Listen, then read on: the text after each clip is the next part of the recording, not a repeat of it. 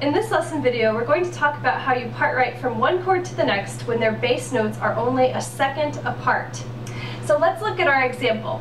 We're using a one chord from the example we used in the previous video, and now we're going to voice after it a two chord. And so our bass note has moved up by the interval of a second.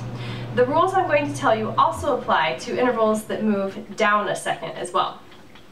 So, there are two main rules you must follow. Number one, you still have to double the root of your triad. So in this chord, we have an E, G, B chord. It's our two chord in the key of D. So we must double the E. Alright, before I get to that, the second rule is that you have to make sure your three upper voices move the opposite direction that your bass moved. So in this case, our bass has moved up a second, therefore our other three voices have to move down a second. So let's go back and talk about our root that we have to double first. We know it has to be an E, and it has to come from one of these three voices, but moving in a downward direction.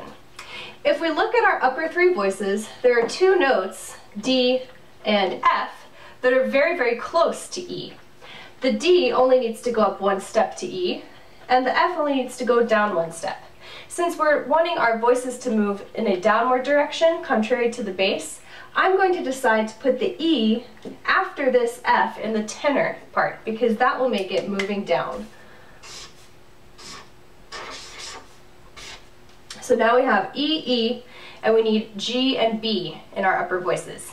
So keep in mind that both of these have to move in a downward direction because your bass has moved in an upward direction. Let's see. A is close to both B and G, but since we want it to move down, I'm going to put our G in the alto.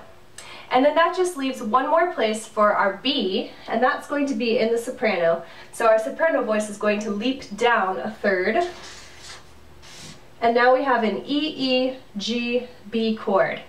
Let me just recap once. The rules are you must double the root of your triad, which we did. We have two E's. And your three upper voices, including the one that doubled the root, have to move in a downward direction. So from our previous chord, F moved down to E, A moved down to G, and D moved down to B.